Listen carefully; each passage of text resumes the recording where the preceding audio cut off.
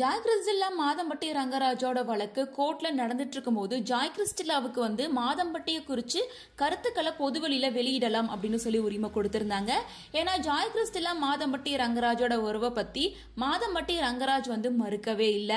அதே நேரம் நான் ஜாய் கிறிஸ்டில்லாவை நம்பிட்டேன், அவங்க என்ன ஏமாத்திட்டாங்க, அவங்க கொடுத்த இன்டர்வியூஸால என் குழந்தைங்க பாதிக்கப்பட்டிருக்காங்க.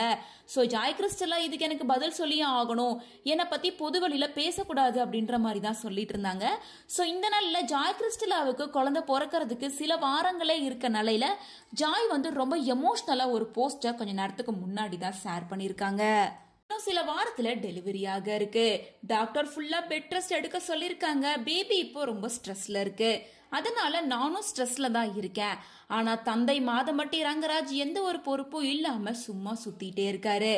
இந்த குழந்தையோட கஷ்டம் வலி எல்லாத்தையுமே நான் தாங்கிட்டு இருக்கேன். ஆனா அவன் காணாம போயிட்டான். இதுதான் தந்தை அப்படின்னு சொல்றதுக்கு அர்த்தமா? குழந்தைக்கும் தாய்க்கும் இவ்ளோ வலி தரானே. ஆனா இப்படி மனித தன்மை இழந்தபடி அவன் இருக்கான் அப்படிங்கறது எனக்கு ரொம்ப கஷ்டமா இருக்கு. சோசியல் மீடியால எந்த ஒரு போஸ்டும் போடாதுன்னு சொல்றாரு. டெலிவரிக்கு முன்னாடி இந்த மாதிரி லா மேட்டர்ல சிக்கி மென்டலா எனக்கு ரொம்ப கஷ்டமா இருக்கு, மனசெல்லாம் ரொம்ப வலிக்குது.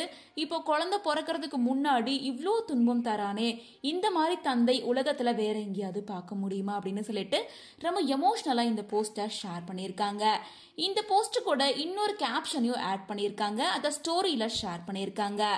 தந்தையாக பிறந்தவன் மனிதனாக வாழ தெரியல, ஒரு தந்தையா இருந்துட்டு பாதுகாக்கிறதுக்கு பதிலா வலிய மட்டும்தான் கொடுக்க வைக்கிற, ஒரு நாள் அந்த குழந்தையோட கண்களே உனக்கு தண்டனையா மாறும் அப்படின்னு சொல்லிட்டு ரொம்ப எமோஷனலா இது எல்லாத்தையுமே பேசியிருக்காங்க.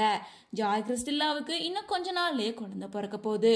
சோ குழந்தை பிறந்ததுக்கு அப்புறமாவது ஜாய் கிறிஸ்டில்லாவுக்கு நீதி கிடைக்குமா, இப்பவாவது மாதம்பட்டி ரங்கராஜ் ஜாய்க்கு ஒரு பதில் சொல்லுவாரா அப்படின்னு சொல்லிட்டு பல கேள்விகள் சோசியல் மீடியால போயிட்டு இருக்கு. சோ இப்ப வரைக்கும் மாதம்பட்டி ரங்கராஜ் ஜாய் கூட இருந்த ரிலேஷன்ஷிப்பை மறுக்கல அப்படிங்கறனால ஜாய்க்கும் குழந்தைக்கும் மாதம்பட்டி ரங்கராஜ் தான் பொறுப்பு அப்படிங்கிற மாதிரி இருக்கு. சோ இதோட தீர்ப்பு எப்ப வரும், மேலும் இது பற்றி உங்களோட ஒப்பீனியன் என்ன அப்படின்றத கமெண்ட்ஸ் மூலமா ஷேர் பண்ணுங்க.